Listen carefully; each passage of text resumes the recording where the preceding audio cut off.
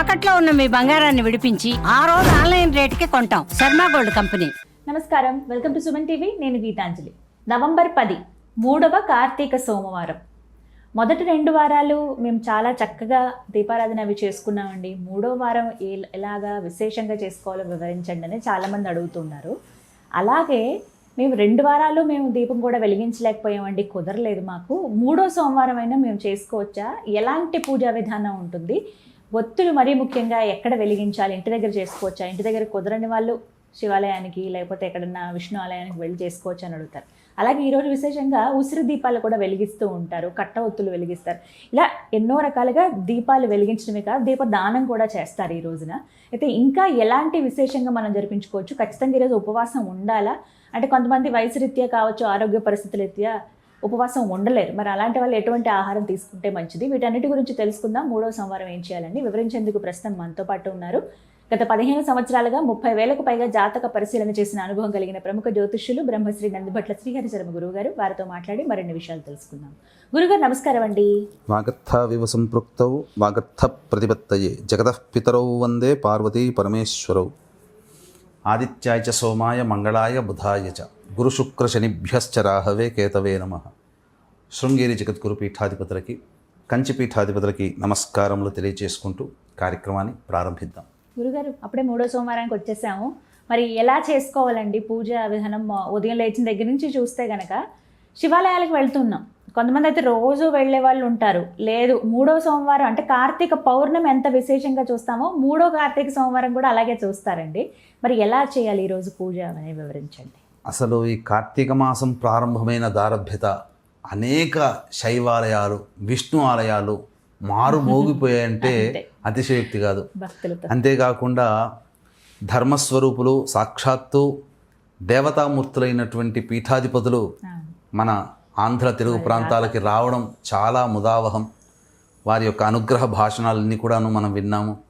ఎంతో ఉత్తేజితులమయ్యామని చెప్పవచ్చు. పరమేశ్వర అనుగ్రహం ఉన్నప్పుడు ఎంతో యోగ్యత కలుగుతుందమ్మా. వీక్షించేటువంటి ప్రేక్షకులు కూడా ఒక్కడి గుర్తుపెట్టుకోండి, అదృష్టవంతుణ్ణి పాడు చేసేవాడు లేడు, దురదృష్టవంతుని బాగు చేసేవాడు లేడు. ఈ అదృష్టమా దురదృష్టమా అన్నీ దైవస్వరూపమే.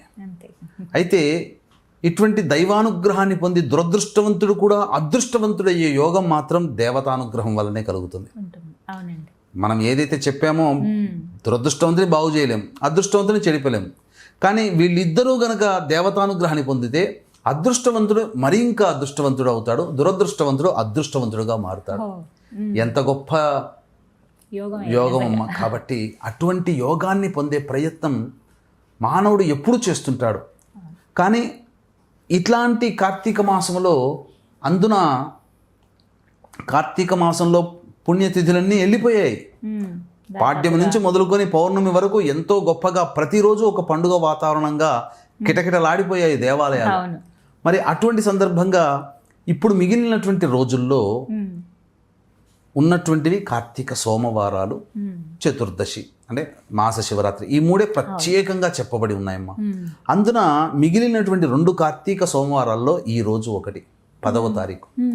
మొట్టమొదటి కార్తీక సోమవారానికి ఏ విధమైనటువంటి తిథివారాల స్పర్శ ఉందో ఈ 3వ కార్తీక సోమవారానికి కూడా అదే స్పర్శ ఉంది.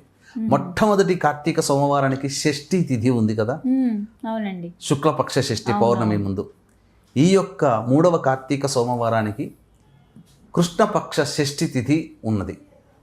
కాబట్టి ఈ రోజున ఎవరైనా కానీ కుజదోషముతో బాధపడుతున్నా, అలాగే కాలసర్పదోషముతో బాధపడుతున్నా, అలాగే వంధ్యాదోషముతో అంటే పిల్లలు కడుపులోనే ఉండి 3 నెలలకో 4 నెలలకో మిస్క్యారీస్ అయిపోతుంటాయి, అటువంటి సమస్యలతో ఆడపిల్లలు బాధపడుతున్నా, వైధవ్య దోషముతో కూడినటువంటి జీవన విధానము ఉన్న ఏ స్త్రీ జాతకంలోనైతే అష్టమ స్థానంలో రాహు ఉండి మాంగళ్య దోషాన్ని కలిగిస్తాడు. అంటే స్త్రీ జాతకంలో అష్టమ స్థానంలో రాహువు, కేతువు, కుజుడు, శని, రవి, క్షీణచంద్రుడు, ఈ 5 గ్రహాల్లో ఏదో ఒక గ్రహం ఉన్నా, ఈ 5 గ్రహాల్లో ఏవైనా కొన్ని గ్రహాలు కలిసి స్త్రీ జాతకంలో లగ్నం నుంచి కానీ చంద్రుడి నుంచి కానీ అష్టమ స్థానంలో కనుక ఉంటే ఏం చెప్పబడుతుంటే వైధవ్య యోగము అని చెప్పబడుతుంది. ఓ అలాగే పురుషుడి జాతకంలో కూడా సప్తమ స్థానంలో ఈ చెప్పబడినటువంటి రాహువు కానీ, కేతువు, కుజుడు, శని లేదా రవి, క్షీణచంద్రుడు, ఇలా ఈ చెప్పబడినటువంటి గ్రహాలు ఉన్న విదుర యోగము అని అంటారు. అంటే స్త్రీ భార్య మరణిస్తుంది. ఇలా పురుషుడికైనా స్త్రీకైనా చెప్పబడి ఉంది. అంతేకాకుండా జాతకరీత్యా శని ప్రభావంతో ఉన్నటువంటి దోషముతో కూడుకున్నటువంటి శని ప్రభావంలో ఇబ్బందులు పడేటువంటి రాశులు మేష, మిథున, కర్కాటక, సింహ, కన్య, వృశ్చిక, ధనుసు, కుంభ, మీన రాశులు.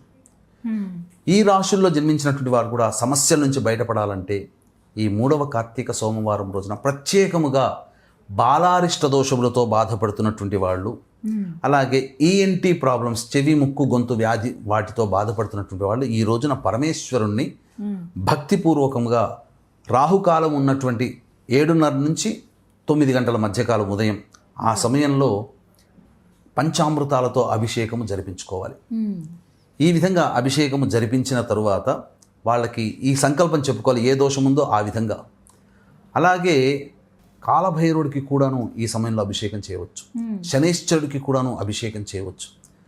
ఇలా పరమేశ్వరుడికి ఈ విధంగా సోమవారం రోజున అభిషేకం నియమం చేయడం ప్రధానంగా ఈ సమస్యలతో చెప్పినటువంటి వాటన్నిటితో బాధపడుతున్నటువంటి వాళ్ళు చేయాల్సిందే. అలాగే ప్రధానముగా ఈ రోజున ఉపవాస నియమాన్ని పాటించి ప్రదోషకాల సమయంలో శివాలయంలో ఈశ్వరునికి అర్చన జరిపించి శివలింగ దానము, సాలగ్రామ దానము, మార్కండేయ దానము, దీపదానము ఇవన్నీ చేసిన, లేదా దీపాన్ని వెలిగించిన, ఉసిరి దీపములు వెలిగించిన, ఉసిరికాయల్ని దానము చేసిన చాలా పుణ్యంను పొందుతాం.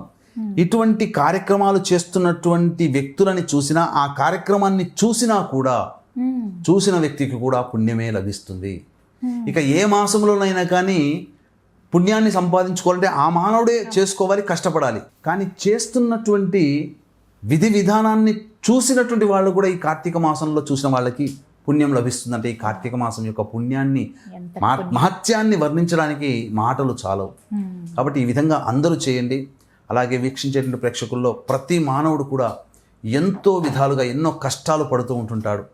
ప్రతి దాంట్లో విజయాన్ని పొందాలంటే ఎంతో శ్రమిస్తే తప్ప విజయాన్ని పొందలేకపోవడం, ఇల్లు కట్టుకోవాలనే కోరిక తీరలేకపోవడం, మంచి ఉద్యోగం లభించకపోవడం, వివాహం కాకపోవడం, సంతానం కలగకపోవడం, సంబంధాలు దాంపత్యంలో విఫలమవుతూ ఎన్నో డైవోర్సులు జరుగుతూ ఉండడం, కుటుంబ సభ్యుల మధ్య అవగాహన లేక ఎప్పుడూ మాట అనుకుంటూ ఉండడం, అలాగే తరచూ అనారోగ్యానికి గురవ్వడం, మందులకి నయం కాని రోగాలతో పడుతుండడం, ఇంటర్ క్యాస్ట్ మ్యారేజ్లు జరుగుతూ ఉండడం, ఇంటర్ రిలీజియన్ మ్యారేజ్లు, పిల్లలు సరిగ్గా జన్మించకపోవడం, ఎన్ని ప్రయత్నాలు చేసినా ప్రయత్నంలో విజయం పొందకపోవడం, ఇవన్నీ కూడా మానవుని జాతకంలో 5 రకాల శాప ప్రభావాలు. అంటే దైవశాపము, స్త్రీ శాపము, గురుశాపము, సర్పశాపము, పితృశాపం, వీటితో పాటుగా ప్రేతశాప ప్రభావం కూడా ఉండడం వల్ల ఇటువంటి సమస్యలు ఉంటాయి. కాబట్టి ఇటువంటి ప్రేతశాప, పంచశాప నివృత్తికి నవంబర్ 17వ తారీఖు త్రయోదశి తిథి సోమవారము, చిత్తా నక్షత్రము కలిసినటువంటి అద్భుతమైనటువంటి పుణ్యప్రదం రోజు. అందున కార్తీక మాసము, అందున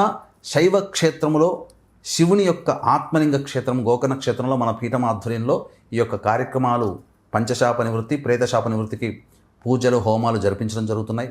కొంతమంది కొన్ని నక్షత్రాలలో జన్మించడం ప్రేతదోషం, పితృశాపం అని అంటున్నారు. అవన్నీ కూడాను ఏ శాస్త్రంలో లేదు, తప్పు. అటువంటివి నమ్మి మోసపోకండి, భయపడకండి. అలాగే చాలామంది మనం సొంతంగా వెళదామని చెప్పి వెళ్ళిపోయి అక్కడ ఎవరో ముక్కుమొహం తెలియని వాళ్ళతో చేయించుకోవడం వల్ల వాళ్ళు తూతూ మంత్రంగా పురాణోక్తంగా చేయిస్తున్నారు. అటువంటి దగ్గరికి వెళ్ళినా మీరు నష్టపోతారు. కాబట్టి మనమైతే గత 15 సంవత్సరాలుగా సశాస్త్రీయంగా దగ్గరుండి శాస్త్రబద్ధంగా చేయిస్తున్నాం. అవకాశం ఉన్న వాళ్ళు కార్యక్రమ తదనంతరం స్క్రీన్పై కనిపించే నెంబర్కి కాంటాక్ట్ చేసి పూర్తి వివరాలు తెలుసుకోవచ్చు. స్వయంగా పాల్గొనలేనటువంటి వాళ్ళకి కూడా బ్రాహ్మణుని కర్తగా పెట్టి చేయించడం జరుగుతుంది. ఈ విధంగా అక్కడ పూజ చేస్తున్నారు. అలాగే మీరు చెప్పినట్టుగా 3వ సోమవారం చాలా విశేషంగా ఉంటుందండి. చాలా కార్యక్రమాలు పరిహారాలుగా చేసుకోవచ్చు. అందరూ ఓపికగా ఈ 3వ సోమవారం కూడా చేసుకుంటే ఇంకా మిగిలేదు ఒక్క వారమే. చక్కగా వివరించారండి. ధన్యవాదాలు. సర్వం శ్రీ ఉమామహేశ్వర పరబ్రహ్మార్పణమస్తు.